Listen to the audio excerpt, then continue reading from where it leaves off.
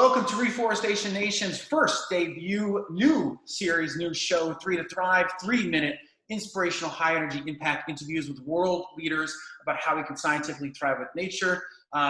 Johan, I can't thank you enough for coming on. You are a leader of Lightyear Motors, one of my favorite companies out there. And could you please explain, a brief sort of synopsis of who you are and what Lightyear is doing? Well, let me take you to the journey, Alexander, how I got to Lightyear. I always worked for companies, basically startups based in Silicon Valley, who were there with a purpose and a clear mission. And my background is into healthcare. Healthcare about improved lives of patients and develop technology which improves lives. And from there, I moved on to a company who worked towards the genetics and the Lumina and unlock the power of the genome, personalized medicine and treatment. But what can you do on a larger scale, rather than just supporting an individual patient? What can you do when you take one step back and basically contribute to the life being of all people on the planet, right?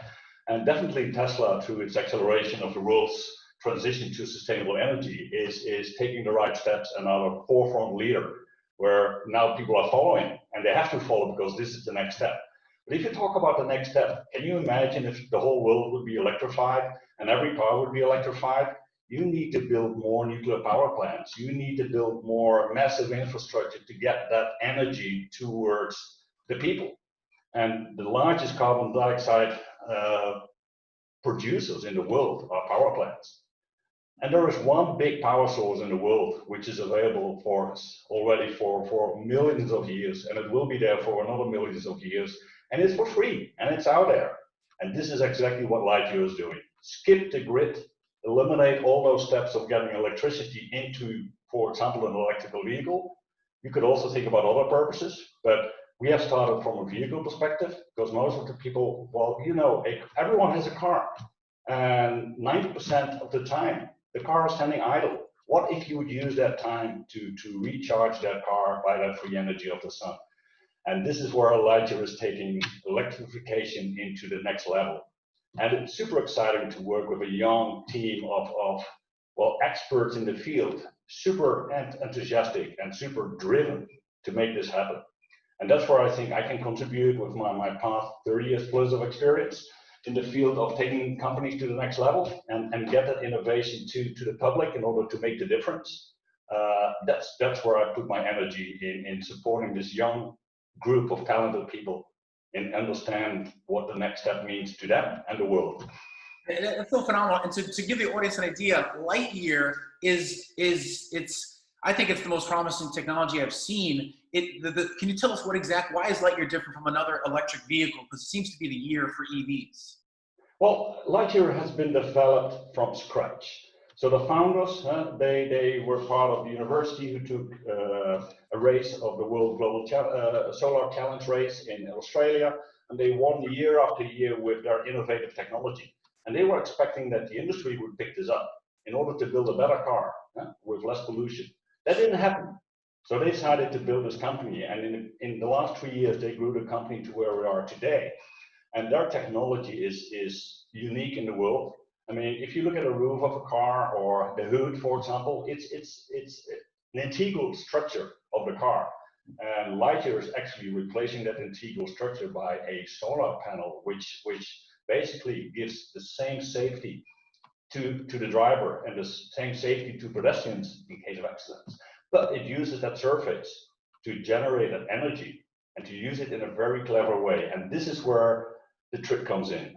If you look at the current EVs, a lot of them are just ICE cars where the combustion engine was taken out, electro motor was put in, but they're not very efficient. They're not efficient at all. And Lightyear being built from scratch means that every component in that car is built for efficiency. And a lot of things have been eliminated to minimize the components in the car. So it uses way less energy to drive the same distance than any other car. And it only needs just a little bit of energy to charge the car in case the sun is not out there. So you just need a regular power outlet.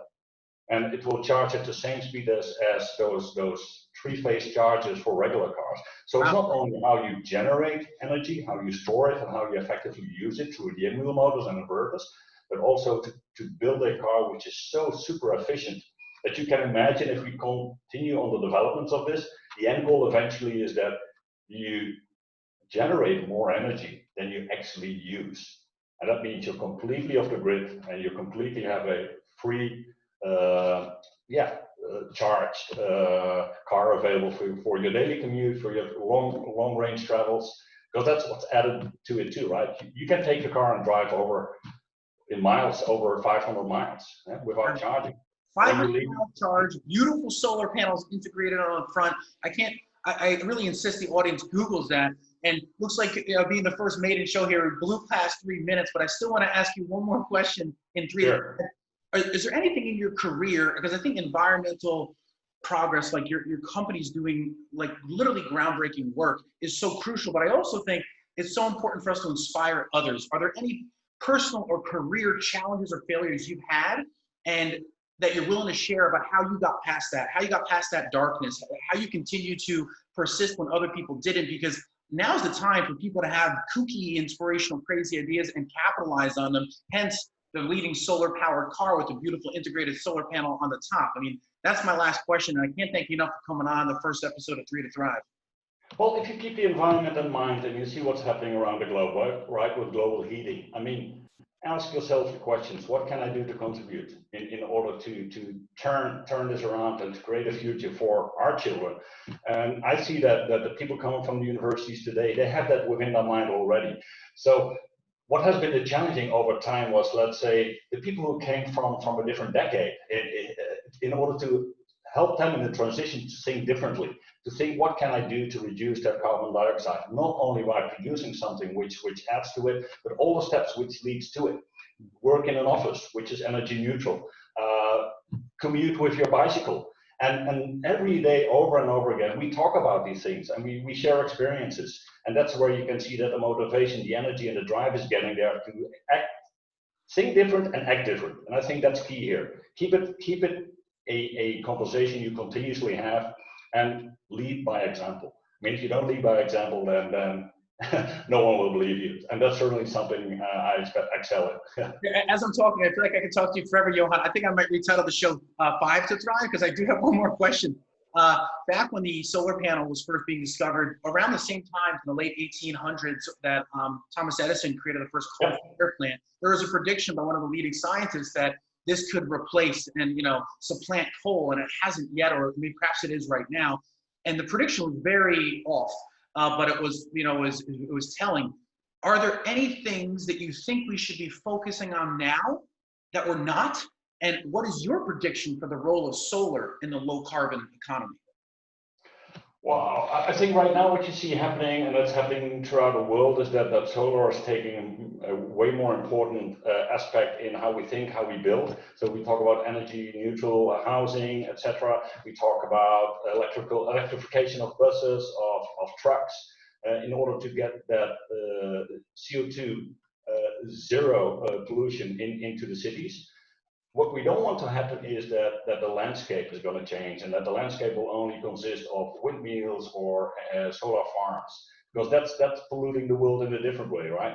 So think about smart ways how advanced technology can be embedded and integrated into new technology, into new buildings in a way where it's aesthetic, but where it performs and outperforms today's technology. So use technology in a smart way to embed it into a culture and a life where it's not present, but it's invisible and it's doing what it needs to do. So that's probably the things we're thinking of today. How can you integrate this technology in a way that it's not visible, but it's there, it's working. Yeah. Phenomenal.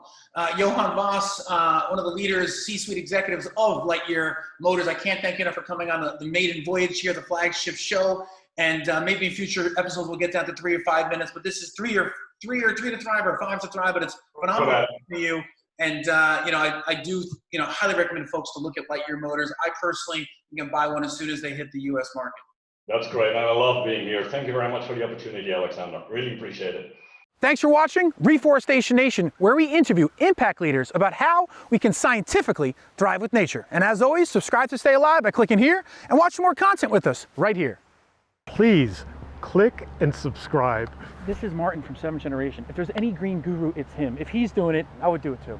click and subscribe. To stay alive. I We'll see think you they're next really time. going to do that? I hope so. Okay, I don't know. We'll see. we'll see. All right, Martin. Thank you, sir. Pleasure, Alex.